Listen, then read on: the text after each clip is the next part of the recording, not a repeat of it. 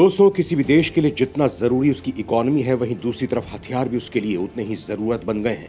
आज पूरी दुनिया की एक कहानी हो चुकी है कि जिसके पास जितने ताकतवर हथियार होंगे, वो देश उतना ही सुरक्षित और शक्तिशाली होगा। फिर उसकी तरफ देखने की हिम्मत किसी देश में नहीं होती है। वैसे तो हथियारों की ताकत का खेल सदियों से चलता आ रहा है, लेकिन दूसरे विश्व युद्ध के दौरान इसका रुख कुछ बदल गया था और इसका सबसे बड़ा कारण था लुफ्टवाफे, जो जर्मनी की एयरफोर्स थी। इस युद्ध के दौरान जर्मनी को जो सफलता मिली थी, उसके पीछे इस फोर्स का ही हाथ था। इतिहास में तो यह भी कहा गया है कि अगर अमेरिका इस द्वितीय विश्व युद्ध में दखलंदाजी नहीं करता और लुफ्टवाफे को कमजोर नहीं करता, तो जिस युद्ध को जर्मनी ने शुरू किया था, उसे खत्म भी वही करता। लेकिन आज हालात बदल चुके हैं। आज हर देश की वायुसेना ताकतवर हो गई है, जो किसी भी देश की सुरक्षा में बहुत इंपॉर्टेंट रोल निभाती है। ये दुश्मनों को उसके घर में घुसकर मारने और कई बड़े ऑपरेशन को पूरा करती है। यही वजह है कि हर देश अपनी वायुसेना की जरूरत को पूरा ध्यान रखती है। इसके लिए एडवांस टेक्नोलॉजी से लेकर मॉडर्न वेपन तक सभी तरह की सुविधा को उपलब्ध कराए जाते हैं। इसमें सबसे ज्यादा जरूरी है एयरक्राफ्ट। इसके बिना किसी भी वायुसेना की ताकतवर होने की कल्पना भी नहीं की जा सकती है। इन एडवांस एयरक्राफ्ट की वजह से ही कोई देश अपनी सीमा में दुश्मन से सुरक्षित रख सकता है। भारत भी चीन, पाकिस्तान जैसे दुश्मनों से अपने देश को सुरक्षित करने के लिए इन एडवांस एयरक्राफ्ट का जखीरा अपने पास रखता है। हमारी सरकार वायुसेना के लिए एक से एक एडवांस एयरक्राफ्ट उपलब्ध कराने के लिए कोशिश करती रहती है। फिलहाल भारत सरकार वायुसेना के लिए ऐसे एयरक्राफ्ट को लाने की तैयारी कर रही है, जो देश की सुरक्षा को कई गुना बढ़ा देगा।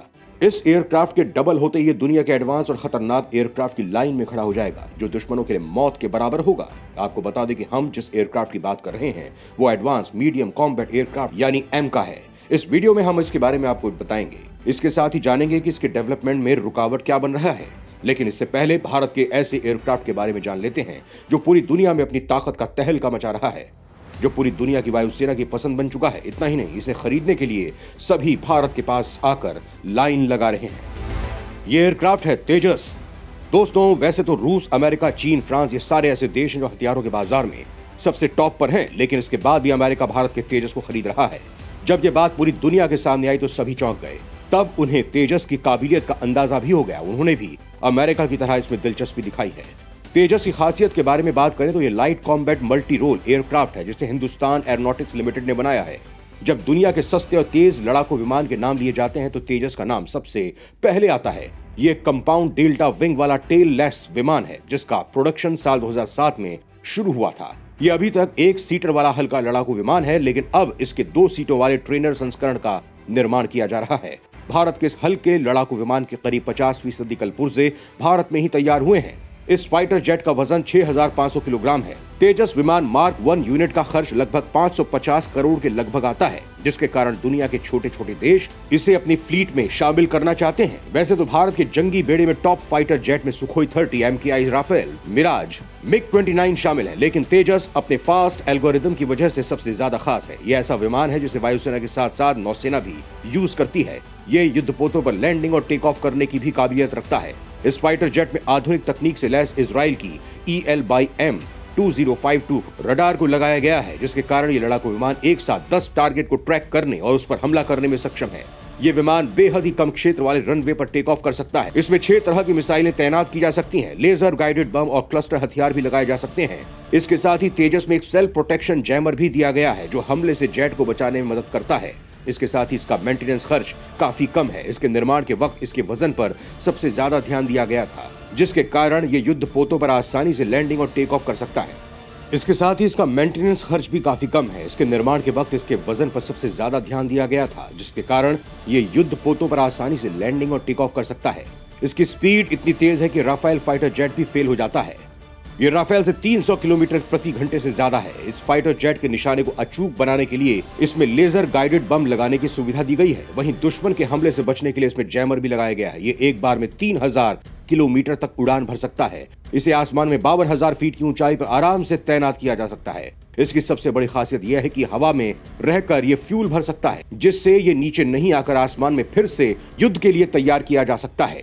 इसे डॉग फाइट के लिए भी सबसे बेहतर ऑप्शन माना जाता है, क्योंकि ये दुश्मन के रडार को आसानी से चकमा दे सकता है। इसकी ताकत देखकर तो पाकिस्तानी सेना के भी पसीने छूट जाते हैं।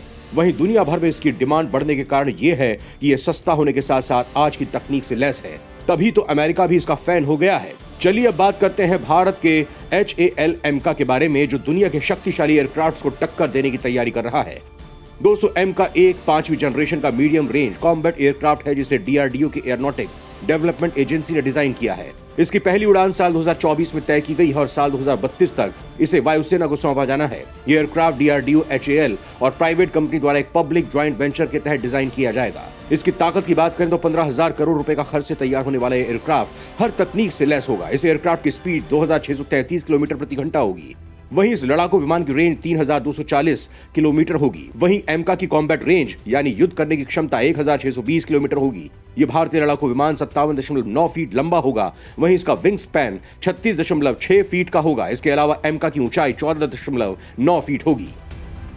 अगर हथियारों की बात करें तो इसमें दुश्मनों के एयरबेस, ऑपरेशन फैसिलिटी और एयरक्राफ्ट को डिस्ट्रॉय करने की पूरा असला बारूद मौजूद होगा। इसमें 14 हाई पॉइंट्स होंगे। इसमें 23 या 30 किलोमीटर की एक कैनन लगी होगी। इसके अलावा S8 रॉकेट पॉड्स, अस्त्र मार्क 1, 2, 3, हवा से हवा में मार करने वाली NG CCM missile, BrahMos NG संत और हवा से जमीन पर मार करने वाली रुद्रम मिसाइल भी लगाई जाएगी। इसमें DRDO द्वारा develop Sudarshan guided laser bomb भी होगा। इसकी खासियत की बात करें तो ये सिंगल सीट पिंग इंजन एयरक्राफ्ट है। DRDO से 2 वर्जन में लॉन्च करने का काम कर रहा है। एक वर्जन 5.5 जनरेशन तकनीक के साथ, वहीं दूसरा वर्जन 6 टेक्नोलॉजी के साथ लॉन्च किया जाएगा। यह मल्टी रोल एयरक्राफ्ट होगा, यानी इसके जरिए अलग अलग मिशंस पूरे किए जा सकेंगे, जैसे ग्राउंड स्ट्राइक करना, प्रेशन ऑफ एयर डिफेंस और इलेक्ट्रॉनिक वॉरफेयर के कंडक्ट करने में यह एयरक्राफ्ट मदद करेगा। आपको बता दें कि मिलिट्री टर्मिनोलॉजी के अकॉर्डिंग सीड यानी सेपरेशन ऑफ एयर डिफेंस का मतलब किसी भी एयरफोर्स के वो ऑपरेशन होते हैं जहां वो अपने एयरक्राफ्ट की मदद से दुश्मन के एयर डिफेंस टूल को तबाह कर देती है। दोस्तों, मिलिट्री टर्मिनोलॉजी में इलेक्ट्रॉनिक वॉरफेयर वो एक्शन होते हैं जहां इलेक्ट्रोमैग्नेट स्पेक्ट्रम की वजह से एक देश की वायुसेना दूसरे देश की वायुसेना के पास मौजूद रडार गाइडेड मिसाइल और उनके दूसरे सर्विलांस सिस्टम को जाम कर देती है। MCA की खासियत यह भी है कि स्टेल्थ मोड टेक्नोलॉजी से लैस होगा। दोस्तों, स्टेल्थ मोड टेक्नोलॉजी का मतलब यह होता है कि एयरक्राफ्ट, ड्रोन, सबमरीन बिना किसी की नजर में आए दुश्मन के इलाके में घुसकर वार कर सकता है। इस AMC को ऐसे ही डेवलप किया जाएगा कि ये लो रडार क्रॉस सेक्शन में और सुपर कैपेबिलिटी से लैस होगा। दोस्तों, सुपर क्रूज एक एयरक्राफ्ट की वो कैपेबिलिटी होती है जहां ये बिना किसी ऑफर बर्नर को यूज किए हुए सुपरसोनिक स्पीड से उड़ान भर सकता है। दोस्तों, ऑफर बर्नर किसी एयरक्राफ्ट में ऐसा टूल होता है जिसकी मदद से ये आवाज की गति से भी तेज उड़ सकता है। वहीं इस ऑफर बर्नर के वो काम लेने के बाद एयरक्राफ्ट की फ्यूल कंजम्पशन रेट बढ़ जाती है। फिलहाल दुनिया में 7 ऐसे एयरक्राफ्ट हैं जिसमें ऐसी टेक्नोलॉजी मौजूद है, जिसमें फ्रांस कंपनी डिसॉल्ट एविएशन का Rafale aircraft, German company Eurofighter का Typhoon aircraft, Swedish company Saab AB का JS39 Gripen, Texas based aviation company Lockheed Martin, Virginia की एविएशन कंपनी बोइंग का F-22 रैप्टर और YF-22 एयरक्राफ्ट और British aircraft aviation और सूड aviation का concord aircraft और US के नॉर्थरोप कंपनी का डॉगलेस एयरक्राफ्ट शामिल है। वहीं भारत का HAL-M का डेवलपमेंट के बाद 8वां ऐसा एयरक्राफ्ट होगा जो सुपर क्रूज टेक्नोलॉजी से लैस होगा। वहीं यह भारत का पहला ऐसा एयरक्राफ्ट होगा जो 5वीं जनरेशन का होगा और जिसे 6ठी जनरेशन में अपग्रेड किया जाएगा।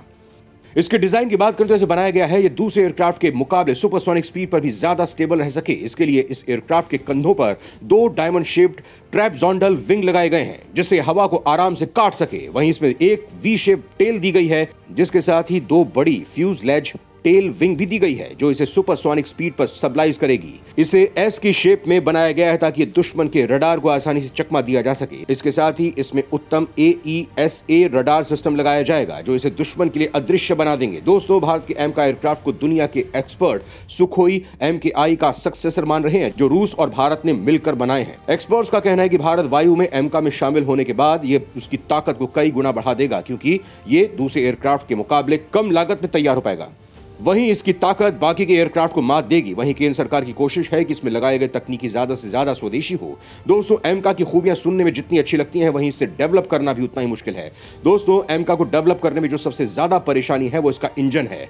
ADA के मुताबिक एयरक्राफ्ट का इंजन फ्यूलेज यानी एयरक्राफ्ट के मेन बॉडी के पास 2 ऑफ बर्निंग ट्रबोफाइन इंजन को लगाना है। ये इंजन DSI यानी डाइवर्ट लेस सुपरसोनिक पर बेस्ड होंगे जो इसके अंदर आने वाली हवा को कंट्रोल करेंगे। शुरू में कहा जा रहा था कि तेजस का कावेरी इंजन का अपग्रेड वर्जन MK में लगाया जाएगा, लेकिन कावेरी इंजन का सब ऑप्टिकल परफॉर्मेंस की वजह से कावेरी इंजन प्रोग्राम को MK से अलग कर दिया गया है। फिर बाद में तय हुआ कि 2 इंजन में एक बोइंग एविएशन का JEF414 होगा और दूसरा इंजन को देश में ही विकसित किया जाएगा। लेकिन अभी तक ADA को अभी कोई भी इंजन डेवलप पार्टनर नहीं मिला है। इसके बाद ADA ने विदेशी कंपनी की तलाश की जो उसके साथ मिलकर उसका इंजन डेवलप कर सके। तब साल 2022 में HAL फ्रांस की साफ्रान के साथ बातचीत हुई, जहां यह तय हुआ कि कावेरी इंजन को अपग्रेड करके इसे एमका के दूसरे इंजन में लगाया जाएगा। अब देखना होगा कि इस इंजन को लेकर जो परेशानी चल रही है वो जल्द से जल्द खत्म हो जाए और भारतीय वायुसेना को मिल जाए और भारत अपनी सुरक्षा को बढ़ा सके। उम्मीद है कि आपको एमका और तेजस की जानकारी पसंद आई होगी। हमें कमेंट बॉक्स में जरूर बताएं।